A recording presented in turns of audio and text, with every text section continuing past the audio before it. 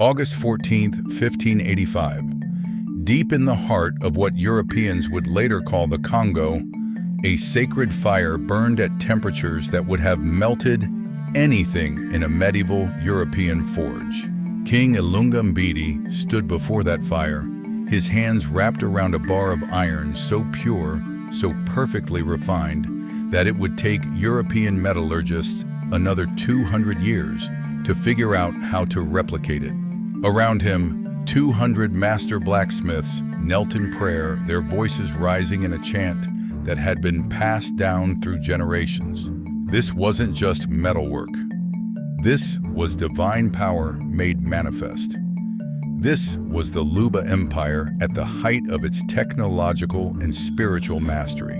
And everything you're about to learn, they deliberately erased from history. They told you Africa had no technology. They told you black people built nothing before Europeans arrived. They told you your ancestors were primitive, helpless, waiting to be civilized. Every single word was a calculated lie. The Luba Empire ruled over 150,000 square kilometers of Central Africa. That's larger than the entire state of Georgia. They commanded 300,000 to 500,000 people through a sophisticated system of divine kingship that fused political power, spiritual authority, and technological mastery in ways Europe couldn't comprehend. And at the center of it all was iron. Sacred iron. Iron so advanced that when Belgian colonizers finally encountered Luba artifacts, they refused to believe black Africans could have created them. By the end of this video, you're going to understand three things that will change how you see yourself, your history, and the world forever. First, you're going to learn exactly how the Luba Empire created one of the most sophisticated civilizations in human history, built on technology that rivaled anything in Europe. Second, you're going to see the systematic, deliberate destruction of that empire and the erasure of every trace of its existence from historical records. And third, you're going to connect the dots between that theft 500 years ago and your family's economic reality today. This isn't ancient history. This is your stolen inheritance. And after today, you'll never look at African poverty, the wealth gap, or the demand for reparations the same way again. Your ancestors were not slaves. They were divine metallurgists. They were master engineers. They were spiritual warriors who wielded fire and iron as instruments of both practical power and sacred authority. The same hands that forged ceremonial axes for Luba kings built the railroads of America. The same minds that calculated furnace temperatures to within degrees built the infrastructure of the New World while in chains. They didn't kidnap your ancestors because they were weak. They kidnapped them because they were valuable, because they possessed knowledge that European colonizers desperately needed and could never develop on their own. You carry that legacy in your DNA. You are the heir to an empire worth trillions, and it's time you knew the truth. Let me take you back to the 16th century. Picture the Upemba Depression, a vast, fertile region in what is now the Katanga province of the Democratic Republic of Congo. This isn't jungle. This isn't wilderness. This is a landscape of carefully managed farms, extensive trade routes, and dozens of villages connected by a sophisticated political and spiritual network. At the center of it all sits the Luba capital, a city that would make medieval London look primitive. Stone buildings, paved roads, markets filled with goods from as far east as the Zanzibar coast and as far west as the Atlantic. And everywhere the sound of hammers on anvils, the roar of furnaces, the glow of molten metal. The Luba didn't just work iron. They elevated it to a sacred art, Every furnace was a temple. Every blacksmith was a priest. The process of smelting iron from ore wasn't just chemistry and physics, though the Luba understood both better than most Europeans of their time. It was a spiritual ritual that connected the community to their ancestors, to the earth, and to divine power itself. They built bloomery furnaces that stood 2 to 3 meters tall, carefully constructed from clay and stone, in shapes that maximized airflow and heat retention. Inside those furnaces, temperatures reached 1,200 degrees Celsius and higher. To put that in perspective, European blacksmiths of the same era struggled to maintain consistent heat above 1,000 degrees. The Luba didn't just match European technology, they surpassed it. But here's what makes it truly remarkable. The iron they produced was 98% pure. Let me say that again. 98% carbon-free iron. European blacksmiths at the same time were producing iron with 15 to 20% impurities, which made it brittle, prone to breaking, and difficult to work with. Luba iron was so pure, so perfectly refined, that it could be forged into tools of stunning complexity and durability. They made knives that stayed sharp for years, hoes that could break the toughest soil without bending, spears that could penetrate any armor, and ceremonial objects of such intricate beauty that when Europeans finally saw them centuries later, they immediately assumed someone else must have made them. This wasn't luck. This wasn't trial and error. This was scientific knowledge passed down through generations and protected by a secret society called the Bambudi. Think of the Bambudi as a combination of a university, a religious order, and a guild. Only the most gifted individuals were initiated into its ranks, and that initiation could take 10 to 15 years. You didn't just learn how to build a furnace, you learned geology to identify the best iron ore. You learned mathematics to calculate the precise ratios of ore to charcoal. You learned engineering to construct furnaces that could withstand extreme temperatures. You learned chemistry to understand how different additives affected the final product. And you learn the spiritual dimensions, because for the Luba, separating science from spirituality would have been absurd. They were two aspects of the same truth. At the pinnacle of this system stood the Molopwe, the divine king. This wasn't just a political title. The Molopwe was understood to be a living intermediary between the human world and the spiritual realm. But here's what's crucial to understand. That divine authority was inseparable from metallurgical mastery. Every Molopwe had to demonstrate their ability to forge iron. The coronation ceremony for a new king required him to personally craft a sacred spear in a ritual that lasted days. If he succeeded, it proved that the ancestors approved of his rule. If he failed, he couldn't be king. This wasn't symbolic. This was proof of knowledge, skill, and spiritual connection all at once. King Ilunga Mbidi Kaluwe, who ruled around 1585 to 1610, established many of the traditions that would define Luba kingship for the next 3 centuries. Historical records describe him as the Hunter King, a man who could track game through the densest forest and forge tools with his own hands. But Ilunga Mbidi's greatest achievement wasn't military conquest.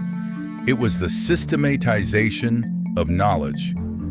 He formalized the Bambudi society, creating different levels of initiation and establishing the protocols for how metallurgical secrets would be transmitted across generations.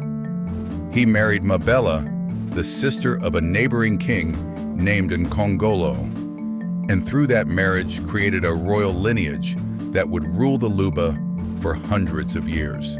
But here's something they definitely don't teach you in school.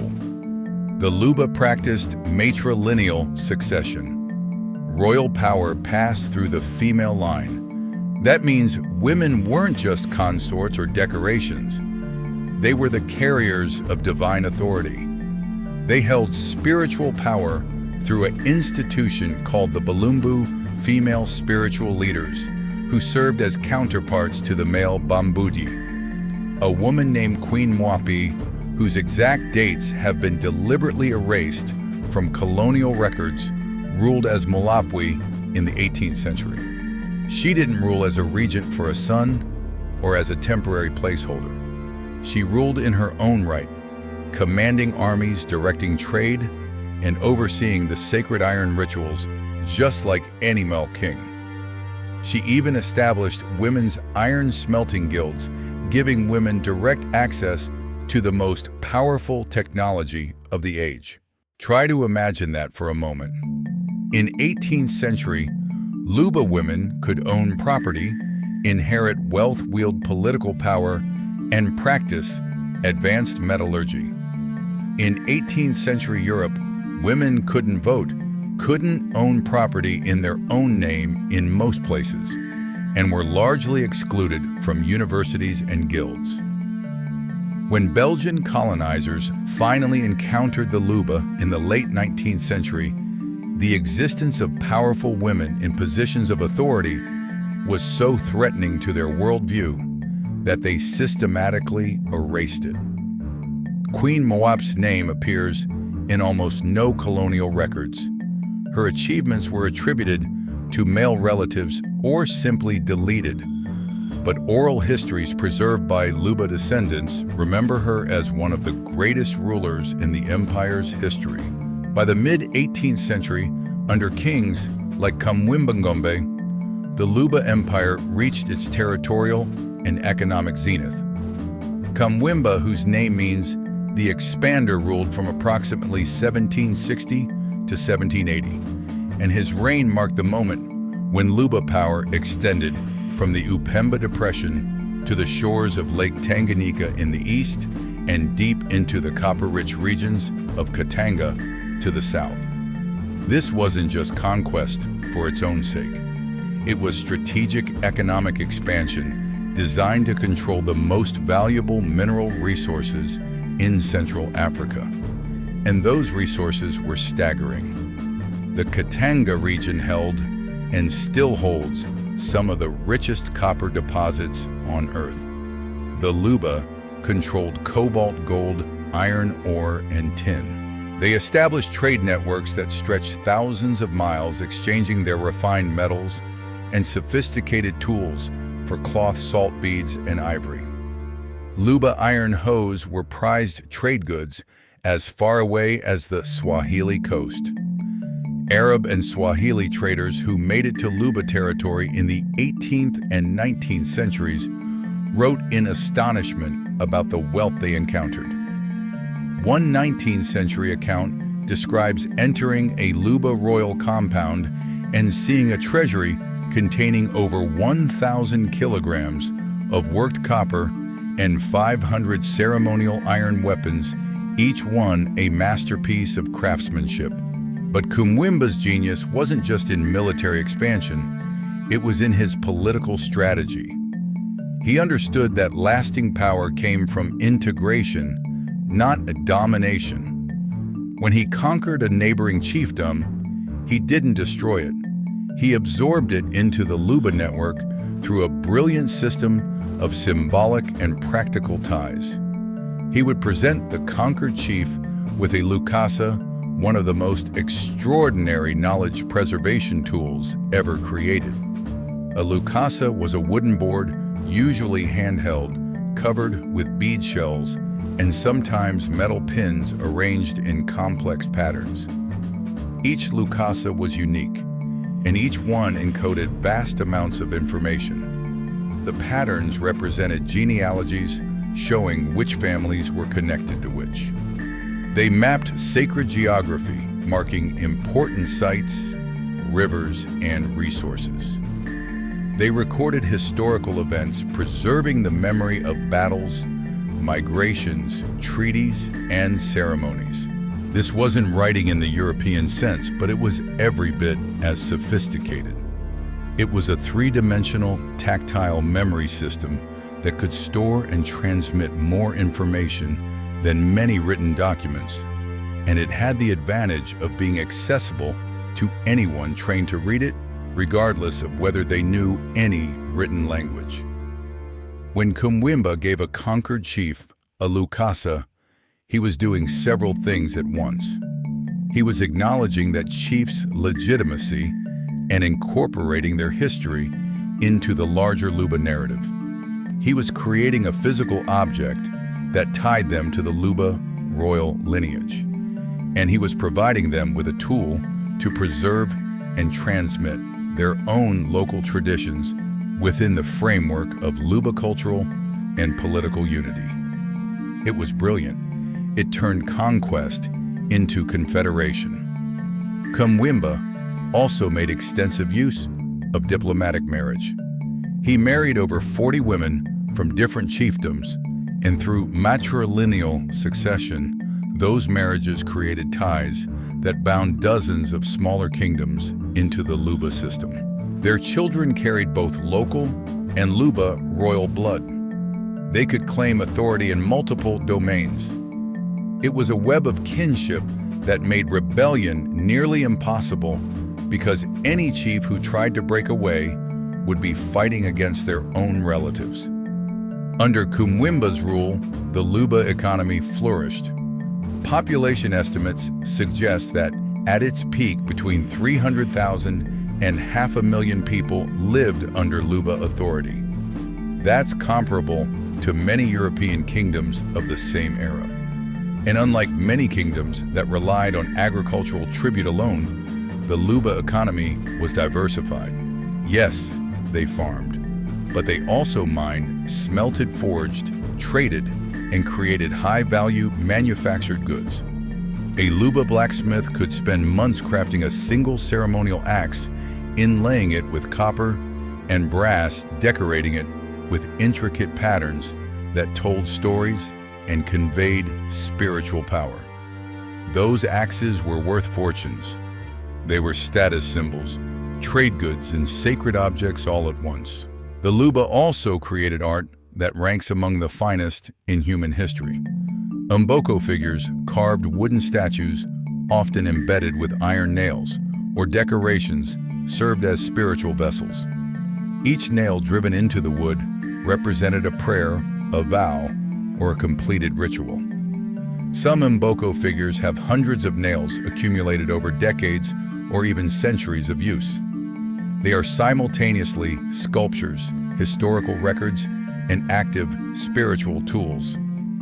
Today, the few Mboko figures that survive are housed in museums across Europe and America, ripped from their cultural context and displayed as primitive art.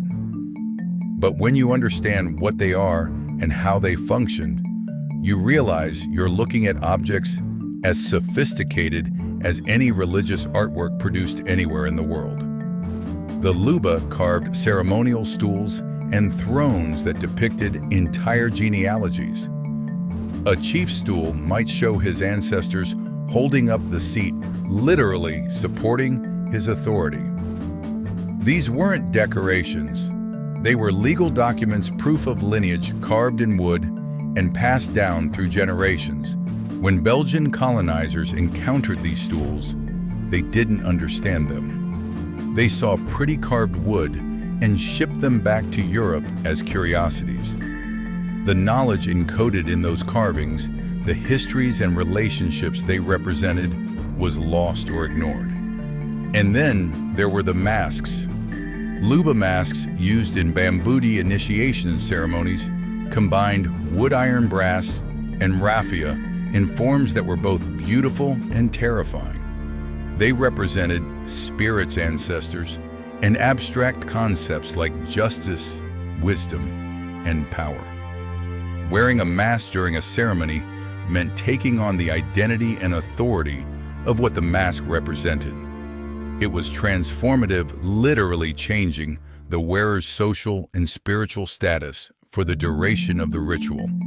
European observers who witnessed these ceremonies, and there were very few because outsiders were rarely allowed, consistently failed to understand what they were seeing. They described it as paganism, as devil worship, as primitive superstition. They couldn't grasp that they were witnessing a sophisticated philosophical and educational system in action. The Bambudi initiation process was rigorous and comprehensive.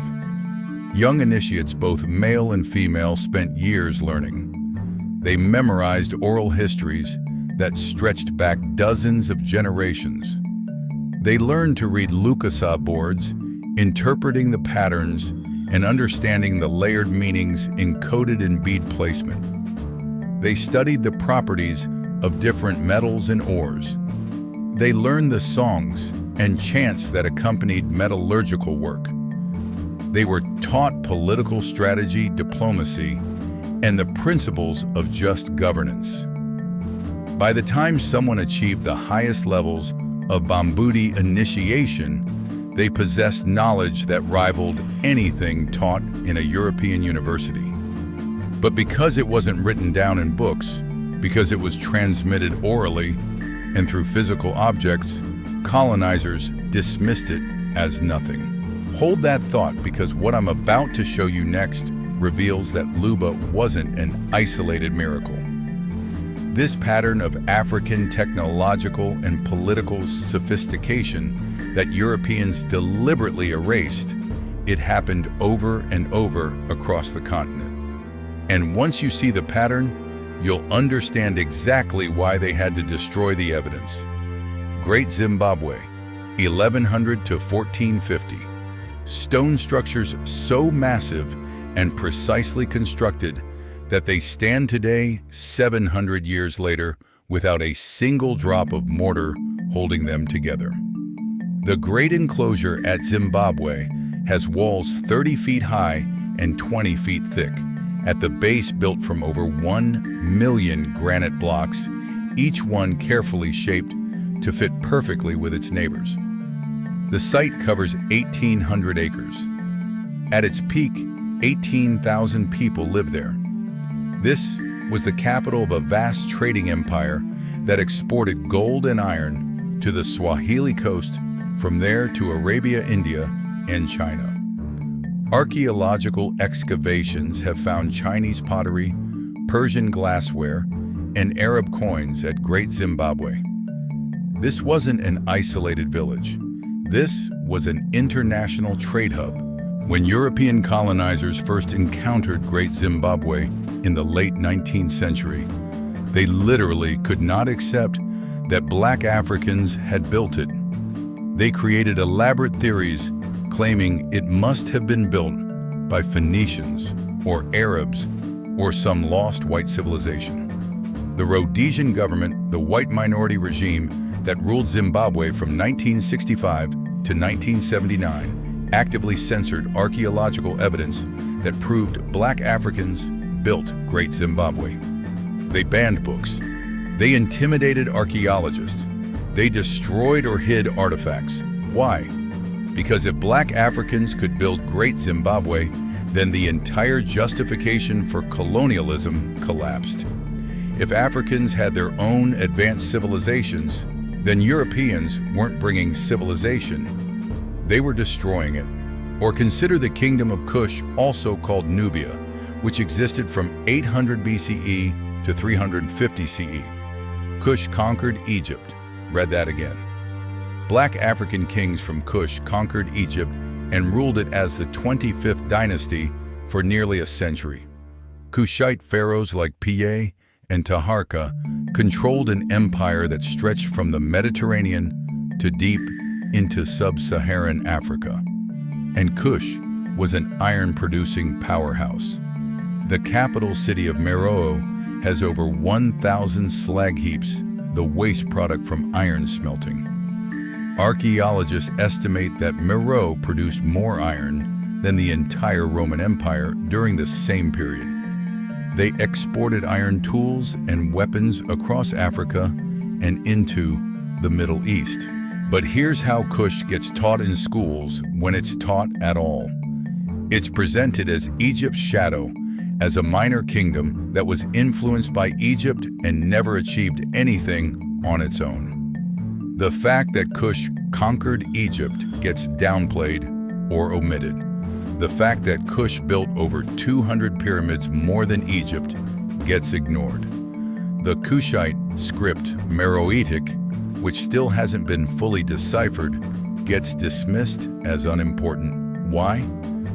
Because acknowledging Kush as a major power means acknowledging that Black Africans built empires that rivaled anything in Europe or Asia.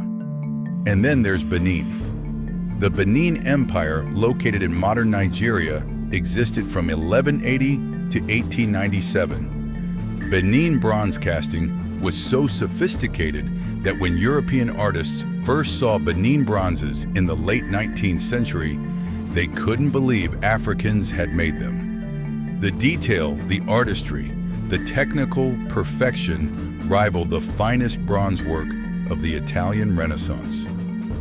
Some European art critics claim the bronzes must have been made by Portuguese traders.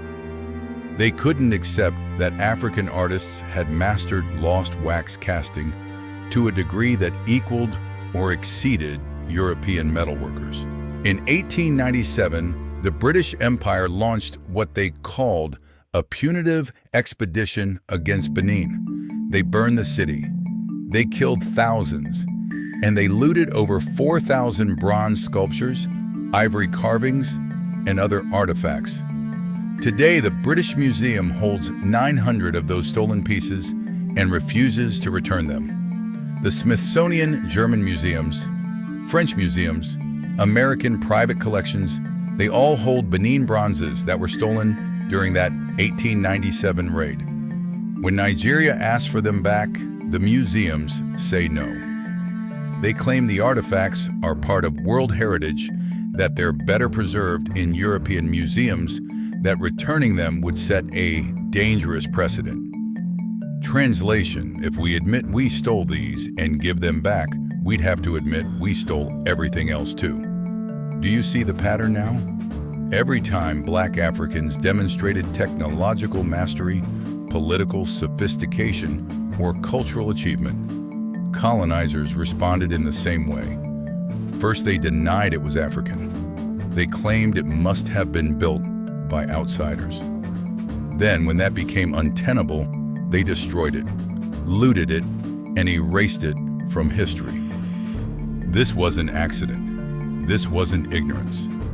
This was systematic, deliberate suppression of evidence, because that evidence contradicted the entire justification for slavery and colonialism. The transatlantic slave trade and European colonialism both depended on a lie.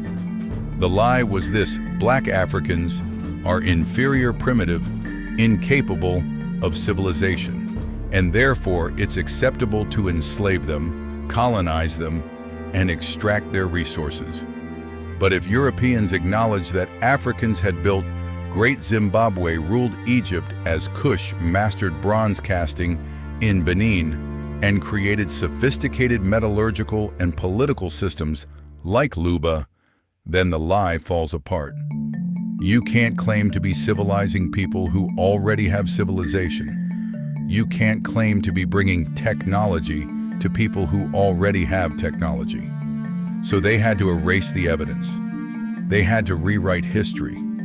They had to make sure that when your children opened a textbook, they would read that Africa had no history, no technology, no civilization before Europeans arrived. And it worked. How many Americans can name a single pre-colonial African kingdom other than Egypt? How many have heard of Great Zimbabwe Kush, Benin, Luba, Mali, Songhai, Aksum, or any of the dozens of sophisticated states that existed across Africa for thousands of years? Almost none. Because it was systematically removed from the curriculum. Because museums display African artifacts as art and curiosities, not as historical evidence of advanced civilizations, because the narrative of primitive Africa serves ongoing economic and political interests even today. Now let me bring you back to Luba, because what happened to the Luba Empire in the late 19th and early 20th centuries is one of the most horrific stories in human history. And it explains exactly why your family is struggling economically today, 140 years later. 1884 to 1885, the Berlin Conference. 14 European nations met in Berlin, Germany, to divide Africa among themselves. Not a single African representative was present. Not one. They literally drew lines on a map carving up an entire continent, and then declared that those lines were now international borders. The Congo region, including all of Luba territory, was given to King Leopold II of Belgium as his personal property, not as a Belgian colony. As his private property, Leopold personally owned 2.3 million square kilometers of Central Africa. That's 76 times the size of Belgium itself. Leopold called it the Congo Free State. The name was Orwellian because there was nothing free about it. What Leopold created was a slave state dedicated to extracting rubber and ivory at any cost. And the cost was staggering. Between 1885 and 1908, an estimated 10 to 15 million Congolese people died. Read that number again. 10 to 15 million. That's half the population. That's a death toll that rivals or exceeds the Holocaust. And it happened because European and American demand for rubber was insatiable. Rubber for car tires, for industrial belts, for electrical insulation for waterproof clothing. Rubber made fortunes, and the Congo had wild rubber vines growing everywhere. Leopold established a quota system. Every village had to produce a certain amount of rubber every month. If they failed to meet the quota, the punishment was immediate and brutal. The force publique.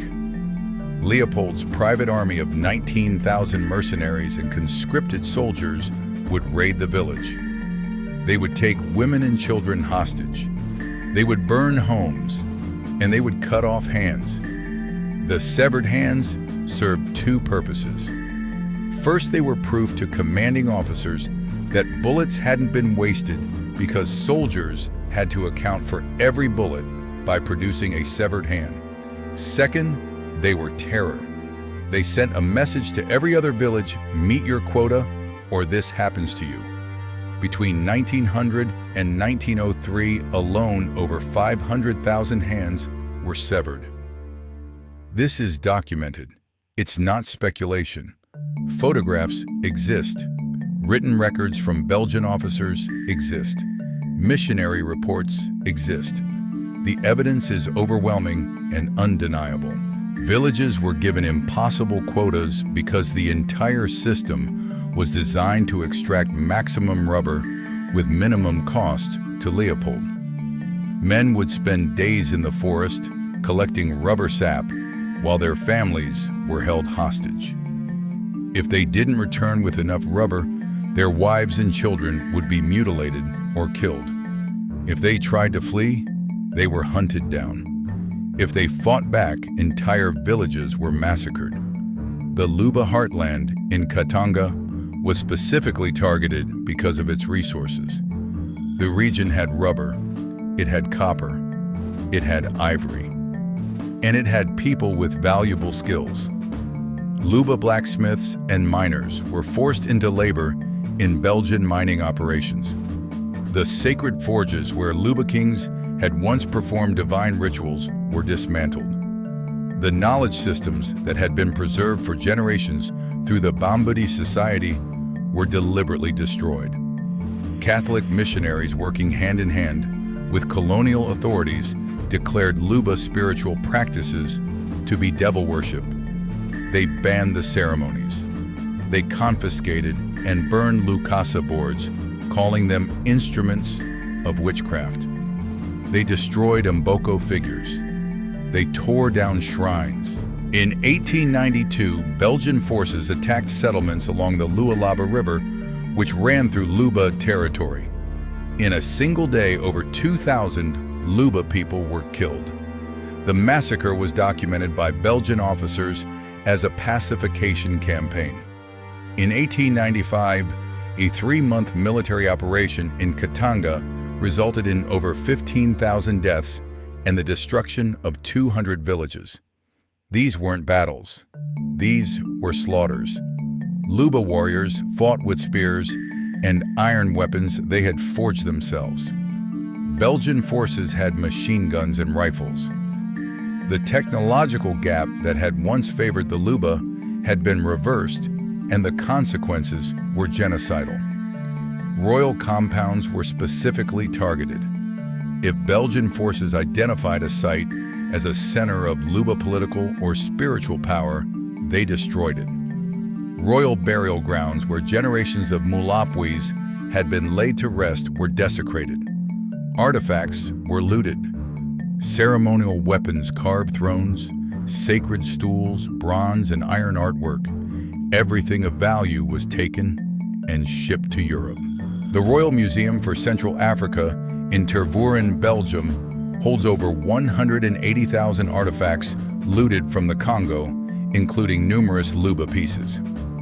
That museum was founded in 1898 by Leopold himself to showcase what he called the riches of the Congo. In reality, it's a monument to theft and genocide. But physical destruction was only part of the erasure. The other part was legal and economic. In 1892, Belgium decreed that all native courts were abolished. That meant the Luba legal system, which had governed disputes and maintained social order for centuries, was now illegal. Luba people had to submit to Belgian law, which treated them as subjects with no rights. In 1906, Belgium passed a mining law that declared all mineral rights in the Congo belonged to the Belgian state.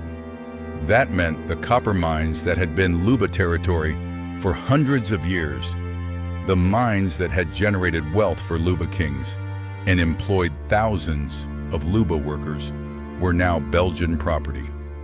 Luba miners who had once worked as skilled craftsmen were now forced laborers working for Belgian mining companies. In 1910, Belgium passed a land law that declared any land not actively being farmed at that exact moment was vacant and belonged to the state. This was catastrophic because Luba agricultural practices, like many African systems, involve crop rotation and letting fields lie fallow for a season. Land that was deliberately being wrested was declared vacant and seized. The Luba lost 90% of their ancestral territory. The land their ancestors had lived on for centuries, the land where sacred sites stood, the land where generations were buried, was taken. If they tried to stay, they were evicted by force. If they resisted, they were shot. And then there was the indigenat system, a legal framework that classified Africans as subjects rather than citizens. Under indigenat Congolese, people had no right to own property, no right to vote, no right to travel freely within their own country without a pass. They could be subjected to forced labor at any time. They could be arrested, tried, and punished without any of the legal protections that applied to European residents of the Congo. It was apartheid in all but name, and it lasted until 1960. The spiritual dimension of the destruction can't be overstated. The Balumbu, the female spiritual leaders who had wielded enormous authority in Luba society, were targeted specifically by Catholic missionaries who couldn't tolerate the idea of women holding religious power. Missionaries forced conversions by threatening violence.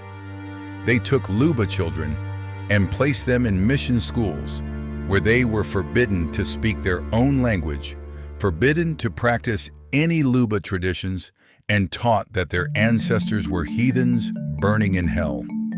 Imagine the psychological damage of that. Imagine being told that your grandparents, the people who raised you and taught you everything, are damned because they didn't know Christ. Imagine being beaten for speaking the language your mother taught you. Imagine being forced to renounce everything that gave your life meaning and structure. That was cultural genocide, and it was deliberate. Queen Mwepu, the powerful female Mulapwe, whose reign had demonstrated women's capability to rule, was erased from Belgian colonial records. Her name doesn't appear in any official histories written by colonizers. Why? Because acknowledging her existence would have contradicted European gender norms and undermined the colonial narrative that Africans needed European civilization.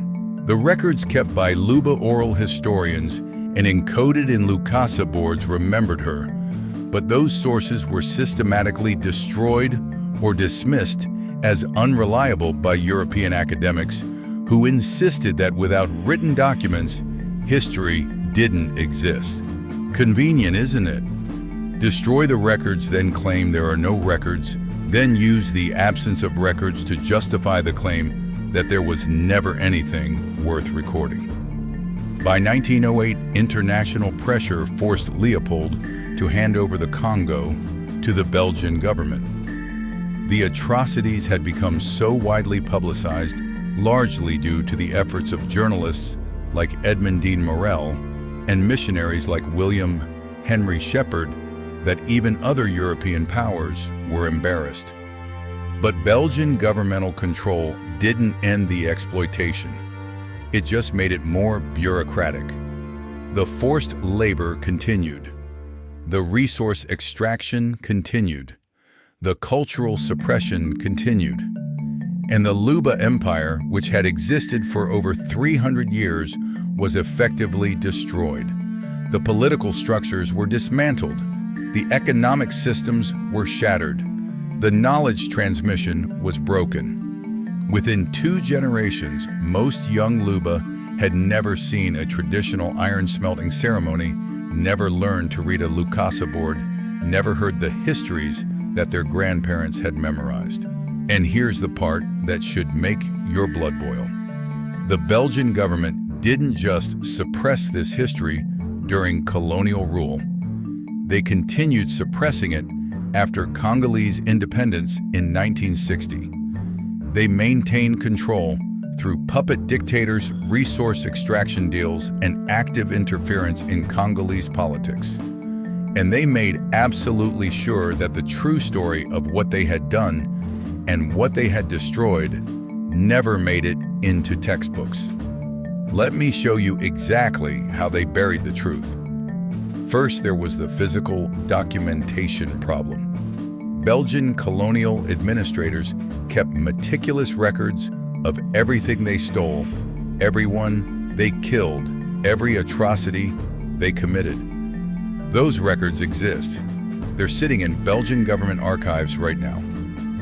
In 2018, a group of Congolese activists and Belgian historians filed requests to access colonial-era documents related to the force publique operations in Katanga between 1890 and 1910. The Belgian government denied the request, claiming the documents were too fragile, that making them public would require extensive restoration work, that the archives were understaffed. Translation: we don't want you to see exactly what we did, because it would create legal liability for reparations. Some documents have been leaked over the years. In 1999, a Belgian historian named Jules Marchal published a series of books based on colonial archives he had accessed before they were restricted. His books documented the forced labor system, the quotas, the severed hands, the massacres. The Belgian government didn't ban his books outright because that would have created an international incident. Instead, They simply made sure his work wasn't translated into English or taught in Belgian schools. Most Belgians have never heard of Jules Marchal. Most Belgians have no idea what Leopold did in the Congo.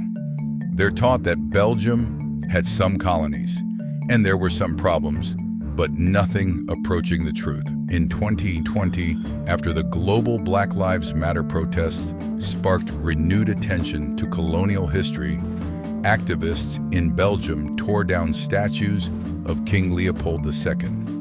The Belgian government's response: they condemned the vandalism.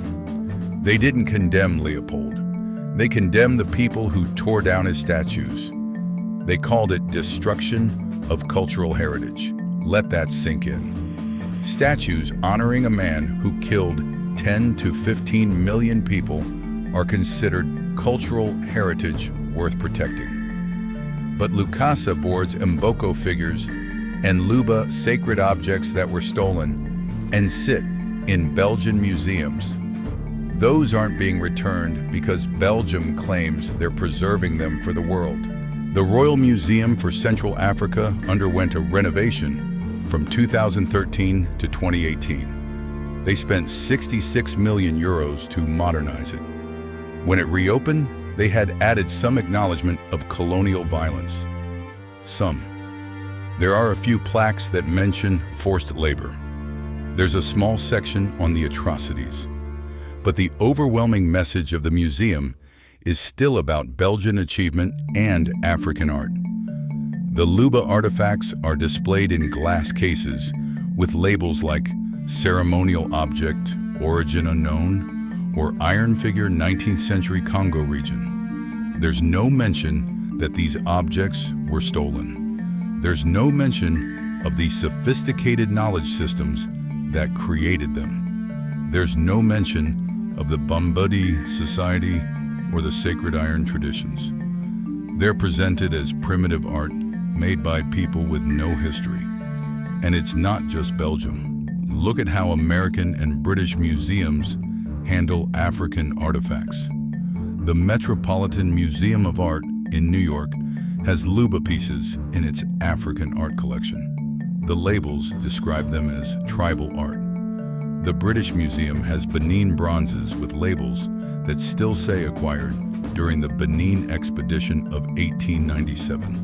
Acquired, not stolen, not looted during a massacre. Acquired. As if British soldiers wandered into Benin, saw some nice bronzes, and purchased them politely. In 2021, France announced it would begin returning some artifacts to Benin and other African countries. It was big news. Emmanuel Macron gave speeches about confronting colonial history. And then you look at the details. France has over 90,000 African artifacts. They're returning 26 out of 90,000. That's 0.03%. And even those returns come with conditions. The artifacts remain French property just on loan to African museums. If those museums don't meet French standards for preservation, France can take them back. It's neocolonialism dressed up as generosity. Now let's talk about education, because this is where the suppression becomes truly insidious. I want you to think about your own education. Did you ever learn about the Luba Empire? Did any history class ever mention Great Zimbabwe, the Kingdom of Kush, Benin, or any pre-colonial African civilization other than Egypt? And when they taught Egypt, did they make it clear that it was an African civilization? Or did they somehow present it as separate from the rest of Africa, as if Egypt was Mediterranean or Middle Eastern rather than African? I'm going to guess the answer is no. You didn't learn it. And that's not an accident. American history textbooks from the 1950s through the 1990s explicitly taught that Africa had no history before European contact. I'm not exaggerating. Look at any high school world history textbook from that era. The Africa chapter if there is one, starts with European exploration in the 1400s. Everything before that is maybe a paragraph about Egypt, maybe a sentence about nomadic tribes, and then nothing. The entire history of African civilizations spanning thousands of years is just absent. Some textbooks literally had a section titled Africa, the Dark Continent. They called it dark because it was supposedly unknown to Europeans, but the implication was clear. Dark meant primitive. Dark meant ignorant. Dark meant uncivilized. This started to change slightly in the 1990s and 2000s due to pressure from historians and activists. Some textbooks began including brief sections on Ghana, Mali, and Songhai. But here's what's revealing about how even those are taught. They're presented as surprising exceptions.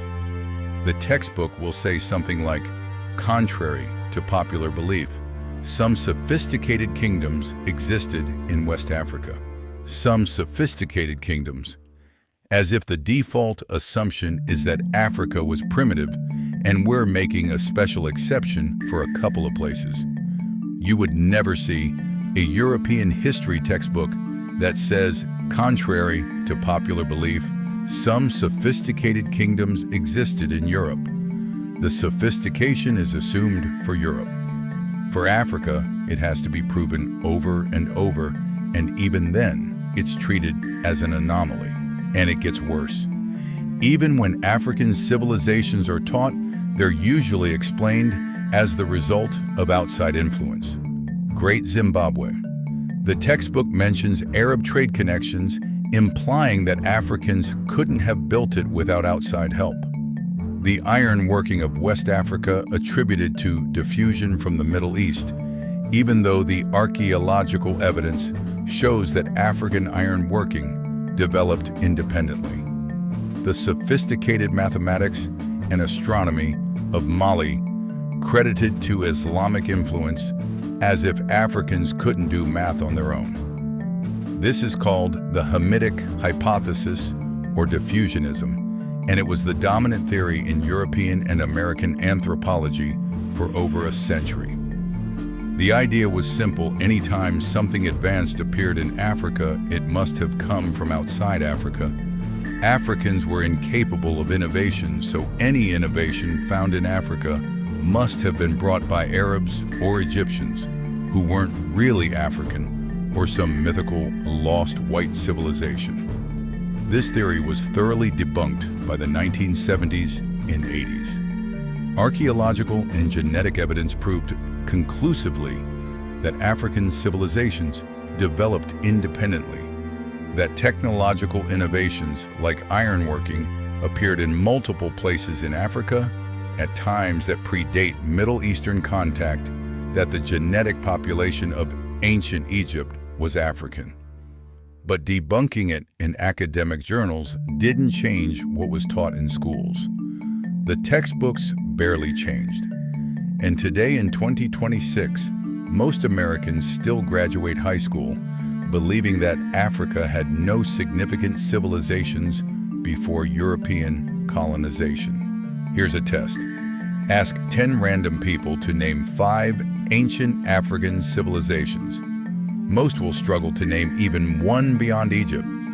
Ask them to name 5 European civilizations, and they'll easily list Greece, Rome, the Holy Roman Empire, the Byzantine Empire, the Vikings, medieval England, Spain, France. They can do it instantly. That's not because European civilizations were more significant. It's because European civilizations are what we teach. But wait, because the suppression goes even deeper. Let's talk about the narrative around slavery itself, because this connects directly to why they erased Luba's technological sophistication. You've been taught that Africans were enslaved because Europeans viewed them as inferior. That's true, but incomplete. The full truth is that Africans were enslaved because they were valuable. Slave traders didn't just grab random people. They specifically targeted skilled workers. Blacksmiths, miners, farmers with knowledge of tropical agriculture, weavers, carpenters. The Virginia Company in the 1600s paid premium prices for enslaved Africans who had metalworking skills. South Carolina rice plantations specifically requested enslaved people from the Senegambia region because they knew how to cultivate rice in tropical climates.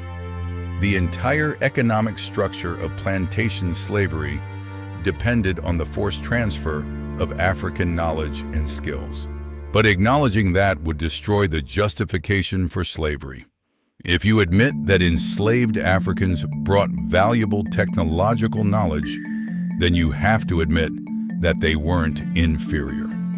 You have to admit that African civilizations had developed sophisticated agriculture, metallurgy, and engineering. You have to admit that slavery was the theft of human capital, not just labor. And if slavery was theft of knowledge and technology, then the wealth generated by that theft is stolen property. And stolen property has to be returned. That's why they had to erase Luba. That's why they had to erase Great Zimbabwe and Kush and Benin and every other African civilization that demonstrated technological and political sophistication. Because acknowledging those civilizations makes slavery and colonialism indefensible.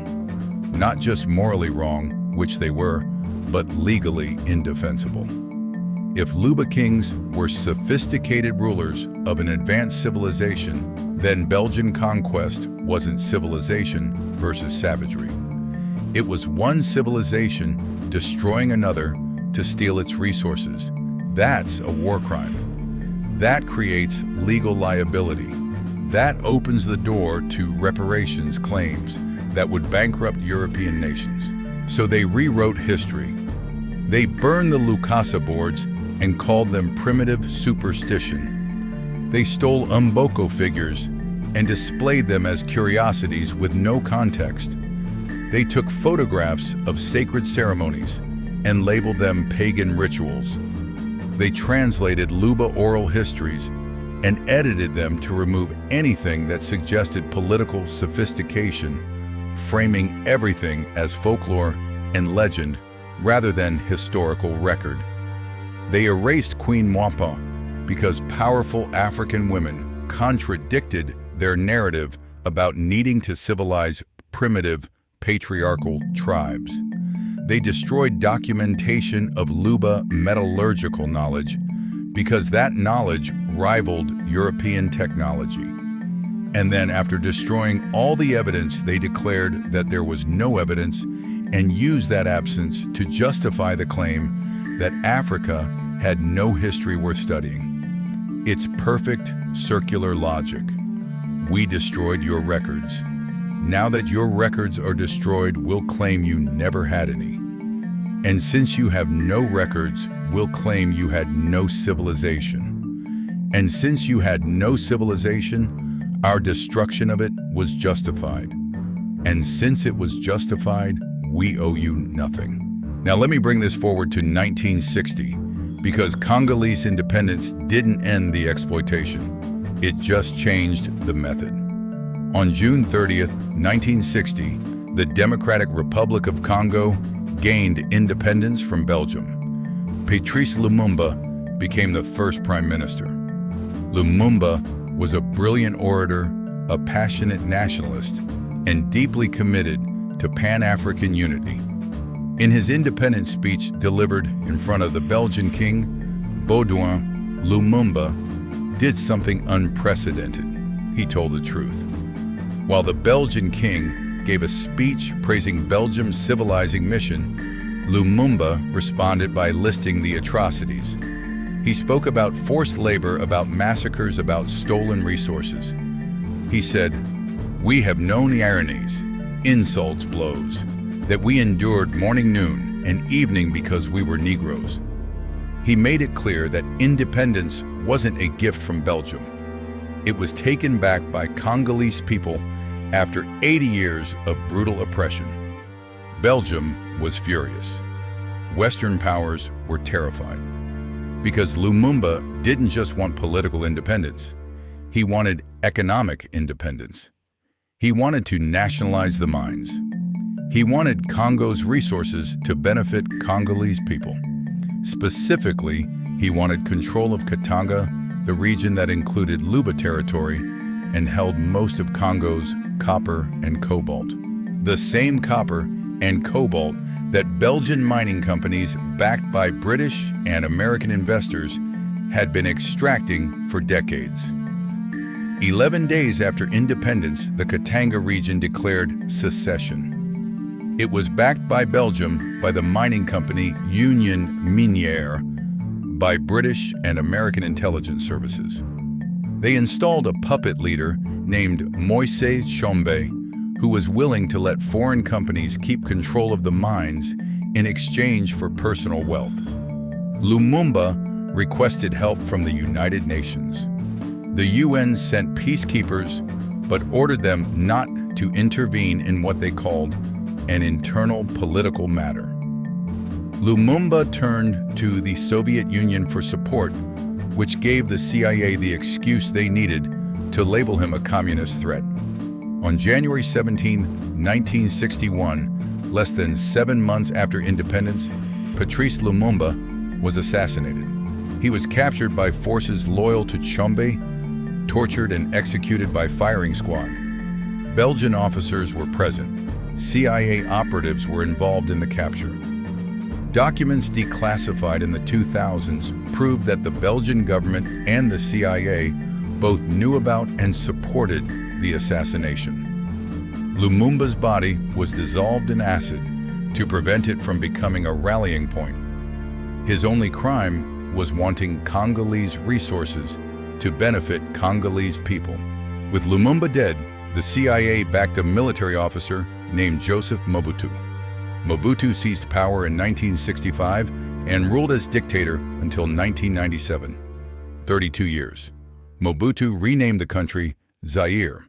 He implemented a policy of authenticity, claiming to return to African traditions, but it was a sham. What he actually did was consolidate all power in himself, ban political opposition, and sign deals, giving Western companies continued access to Congo's minerals. In exchange, Mobutu received billions in foreign aid and was allowed to steal an estimated $5 to $15 billion, which he stashed in Swiss banks and spent on palaces and luxury goods. Under Mobutu, ethnic identities were officially discouraged. He wanted everyone to identify as Zairian, not as Luba or any other ethnic group. On the surface, this sounds like national unity. In reality, it was another form of erasure. It broke the remaining connections to ancestral identities and histories. Young people growing up in Mobutu's Zaire weren't taught about Luba kings or Great Zimbabwe or any pre-colonial history.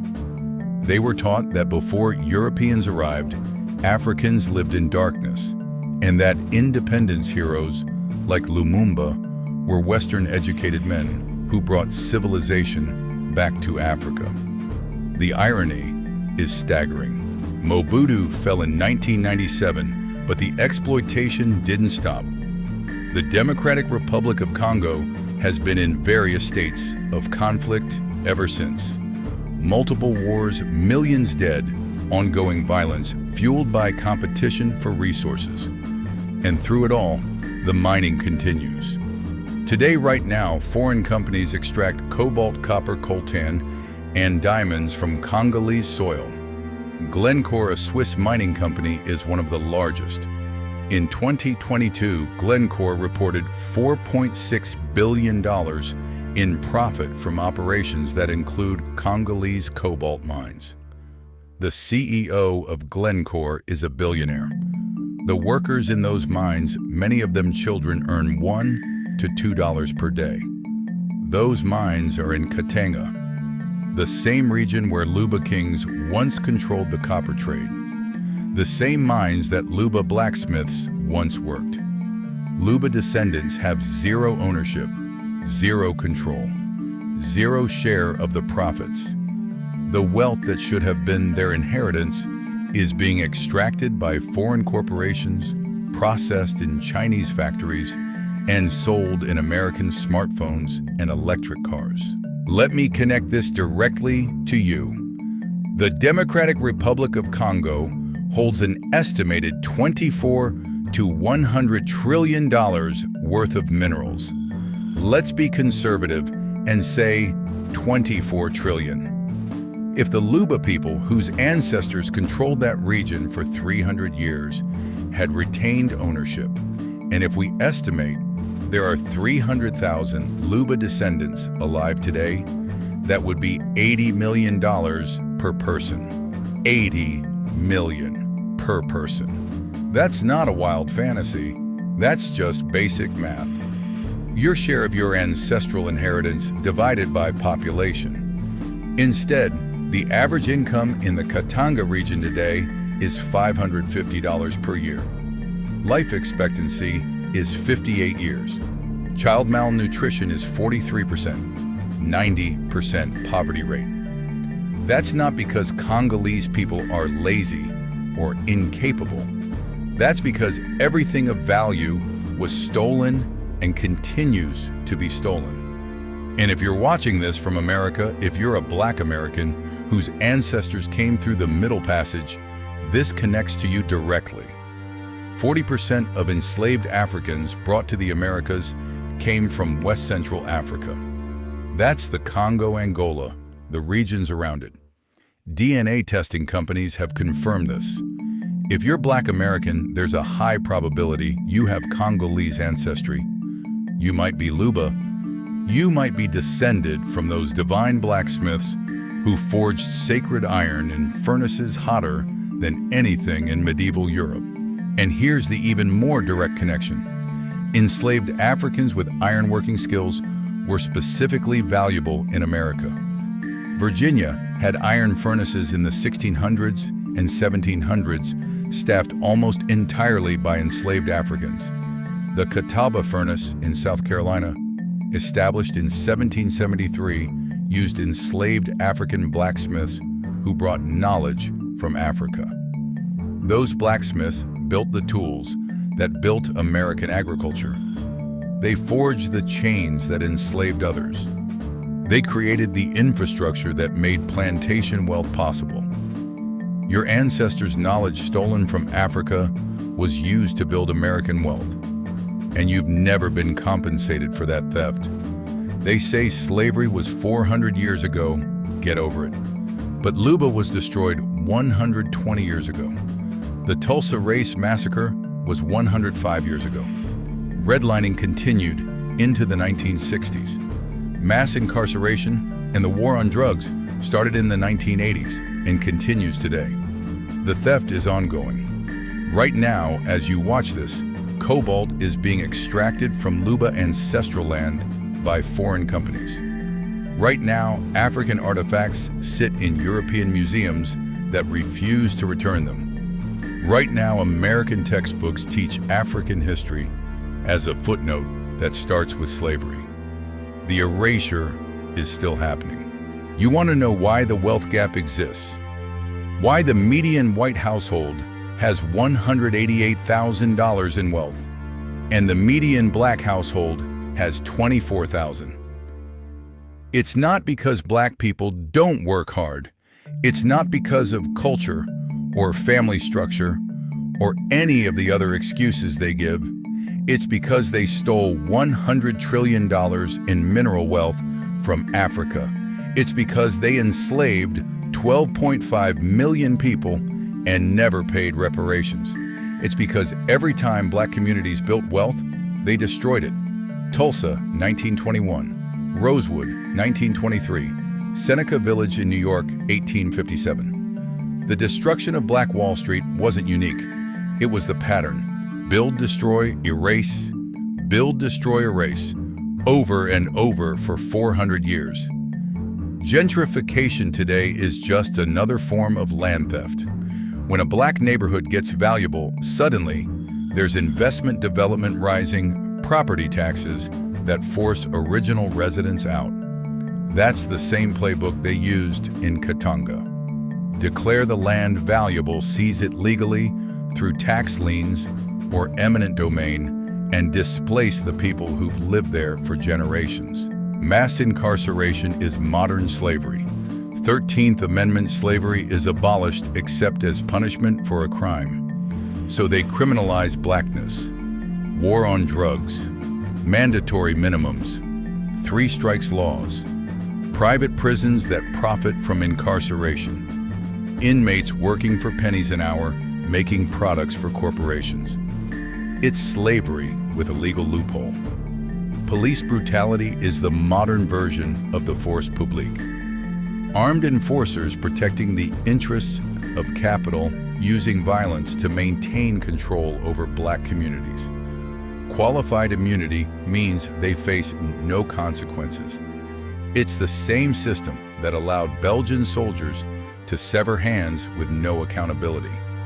You're not crazy for seeing the patterns. You're not paranoid. History isn't repeating, it's rhyming. The methods change. The goal stays the same. Extract wealth, maintain control, suppress resistance, erase the evidence. But here's what they didn't count on. They didn't count on your ancestors preserving the truth through oral tradition. They didn't count on archaeologists who actually cared about truth, uncovering the evidence. They didn't count on the internet making it possible to share suppressed history without going through their controlled media. They didn't count on you right now watching this video and refusing to accept their lies anymore. If you're feeling angry right now, good. You should be angry. They lied to you. They lied to your parents. They lied to your grandparents. They've been lying for 500 years. But anger without direction just burns you up. So let me tell you what you're going to do with that anger. You're going to transform it into something they can't stop. You are not a victim. You are not the descendant of victims. You are the descendant of people who survived genocide. You are the descendant of warriors who fought empires. You are the descendant of blacksmiths who forged iron with their bare hands in sacred fires. You are the heir to stolen empires worth trillions of dollars. That's not metaphor. That's literal truth. The wealth that should be yours was stolen, and stolen property must be returned. Let me reframe your identity completely, because everything they taught you about yourself was designed to break you. They wanted you to see yourself as the descendant of slaves, period. End of story. Your history starts in chains. That's the narrative. But it's a lie. Your history starts in Luba forges. It starts in great Zimbabwe stone palaces. It starts in Kushite pyramids. It starts in Benin bronze workshops. Your ancestors were metallurgists, architects, engineers, astronomers, mathematicians, rulers of vast territories, commanders of armies. They built empires from nothing while Europeans were still in the Dark Ages. When Luba kings were forging 98% pure iron, European blacksmiths were struggling with 80% purity. When Benin artists were creating bronze sculptures that rivaled the Italian Renaissance, European art was still dominated by crude medieval styles. When Great Zimbabwe was constructing stone walls without mortar, European castles needed mortar to stay standing. Your ancestors weren't behind, they were ahead. And that's exactly why they had to be destroyed. You carry that genius in your DNA. You carry the ingenuity that calculated furnace temperatures without thermometers. You carry the political wisdom that united 300,000 people without written laws. You carry the spiritual authority that treated metallurgy as a sacred art connecting earth fire and divine power. They tried to beat it out of you through slavery. They tried to starve it out of you through segregation. They tried to imprison it out of you through mass incarceration. And you're still here. That should tell you something about how strong you are. Your poverty is not your fault. Read that again. Your poverty is not your fault. It's not because you're lazy. It's not because of bad choices. It's not because of broken families, or culture, or any of the other victim-blaming narratives they sell. Your poverty exists because they stole $80 million from you. If Luba territory had remained under Luba control, if Congo had actually achieved economic independence, if Black Americans had received the 40 acres and a mule they were promised after slavery, if Tulsa had been rebuilt instead of erased, if redlining had never happened, you would be wealthy. Your family would be wealthy. Your community would be wealthy. The fact that you're not is proof of theft, not proof of inadequacy. Let me speak to your spiritual identity for a moment, because I know many of you watching this are people of faith. You believe God has a plan. You believe God preserved you for a reason. I want you to understand something. The concept of bulupwe in Luba tradition was divine, right passed through bloodline. Every Mulapwe carried spiritual authority that couldn't be taken away. It was inherent. It was God-given. When Belgian missionaries came and told your ancestors they needed to abandon their pagan gods and accept Christianity, they were operating from ignorance. Luba spiritual practice already understood that there was one ultimate divine power. The Mulapwe was an intermediary, not a replacement for God. The sacred iron rituals weren't devil worship. They were acknowledgement that creation is holy, that the elements are gifts from God, that human work can be an act of worship. Your ancestors who survived the Middle Passage, who endured slavery, who lived through Jim Crow, who resisted lynching and segregation, they weren't just lucky. They were divinely protected. God preserved you through 500 years of attempted genocide for a reason. You're not here by accident. You have a mission. That mission is to reclaim truth, demand justice, rebuild what was destroyed, and pass that knowledge to the next generation so the erasure stops. When Luba kings forged sacred iron, they prayed to their ancestors for guidance. They understood that they weren't working alone. They were part of a chain stretching back through generations and forward into the future. You're part of that chain. Your ancestors who survived slavery did it so you could live. Your grandparents who survived segregation did it so you could thrive.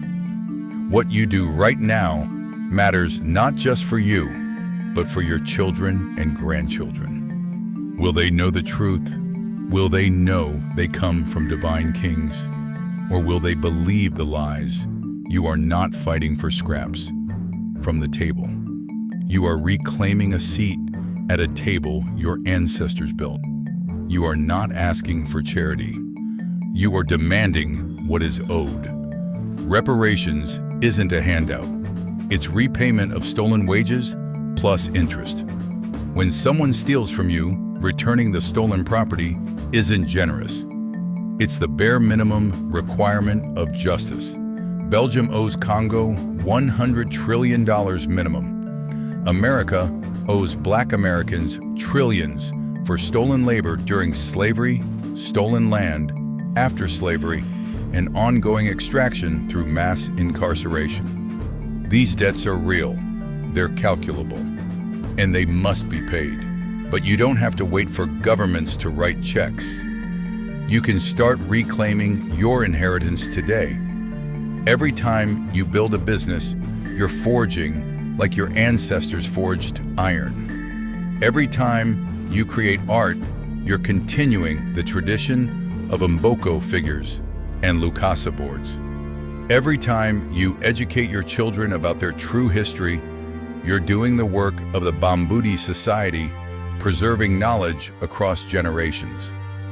Every time you organize your community, you're practicing the political wisdom that held the Luba Confederation together. You are Luba. You are Great Zimbabwe. You are Kush. You are Benin. Act like it. They want you to feel powerless. They want you to believe the theft is too big, too old, too complicated to address. They want you to accept poverty as normal and wealth inequality as inevitable. Don't give them that satisfaction. You have power they can't take away. You have truth they can't suppress anymore. You have divine authority flowing through your bloodline that no law can revoke. Use it. Now I need you to do something right now. Pause this video for just a second. If what you just heard shook you, if this truth made you angry, if you finally understand why your family has struggled, I need you to comment one word, Luba. Just type Luba in the comments. That tells me you're awake now. That tells me you're ready to learn more. That tells YouTube's algorithm that this video matters and they need to show it to more people, because the algorithm suppresses truth like this. They don't want it going viral. Your comment fights that suppression. And hit that like button, not because I need the validation, but because every like is a vote that says this history matters. This history should be taught. This history cannot be erased again. And then share this video. Send it to your family. Send it to your friends. Send it to people who think they know history, but they've only learned the sanitized version. Tag someone who needs to know they come from divine blacksmiths, not slaves. Tag someone who's struggling and needs to understand it's not their fault. Tag someone who's ready to wake up. This isn't entertainment. This is restitution of stolen knowledge. Every view, every share, every comment is an act of resistance against 500 years of erasure. Belgium doesn't want you to know this. European museums don't want you demanding your artifacts back.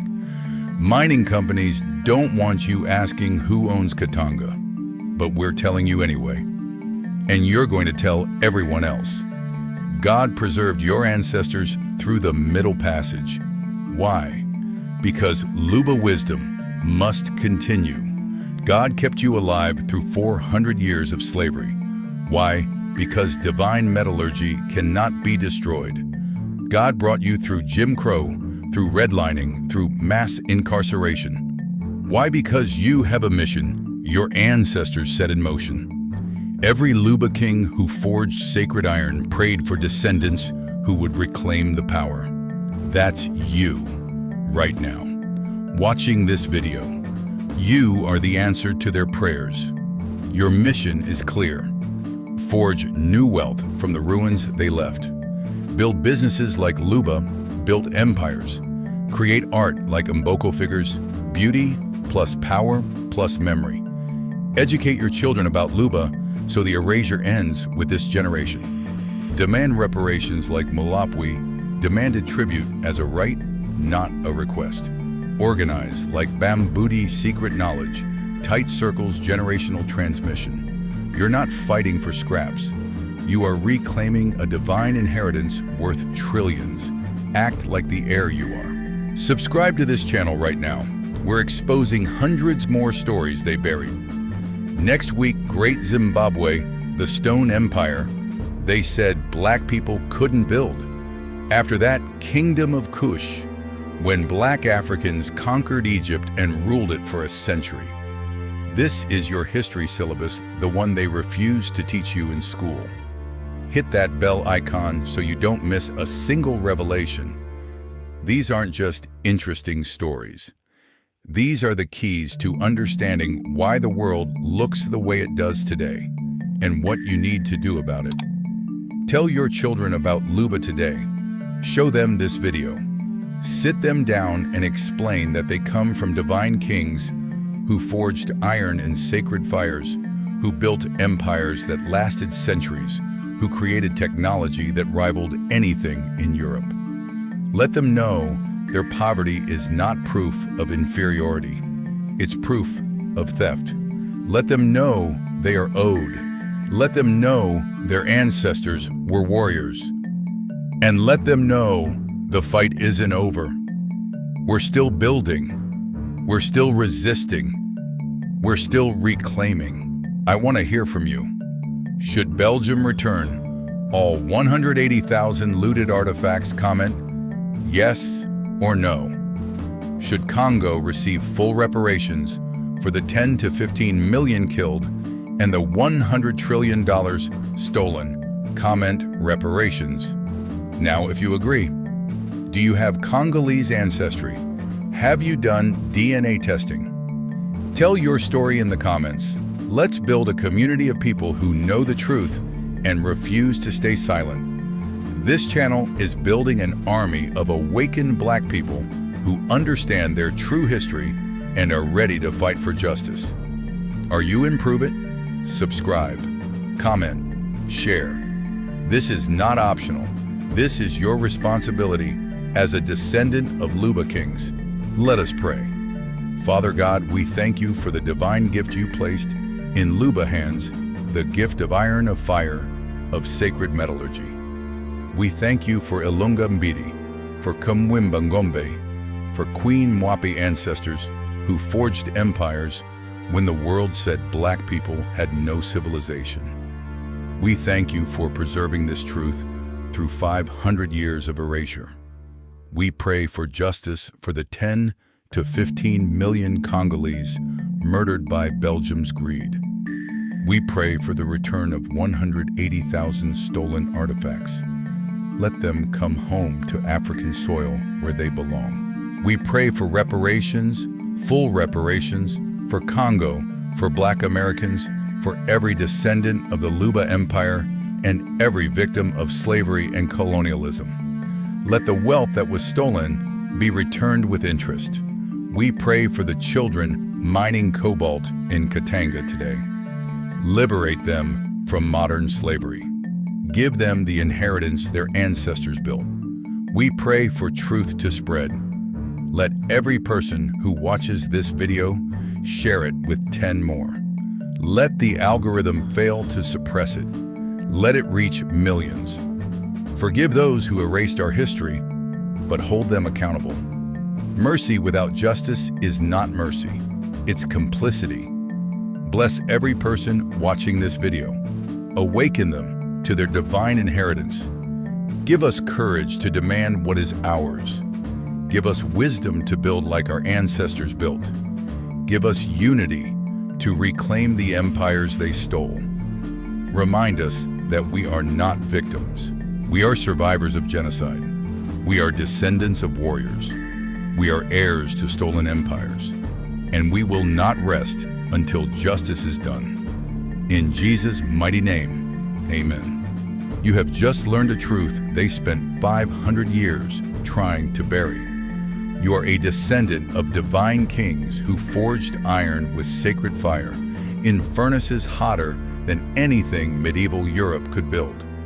You are an heir to wealth worth trillions of dollars, wealth that was stolen and continues to be extracted today. You are a carrier of Bulupwe, divine authority that cannot be stolen, cannot be beaten out of you, cannot be imprisoned. It flows through your bloodline whether you know it or not. Walk in that truth starting today. Demand reparations without shame or hesitation. Build empires in whatever field you enter. Forge your future like Luba forged iron, with fire, with precision, with divine purpose. They tried to erase you. They failed. You're still here, and now you know why. Until next time, remember the forge, reclaim the wealth, teach the children. You are Luba.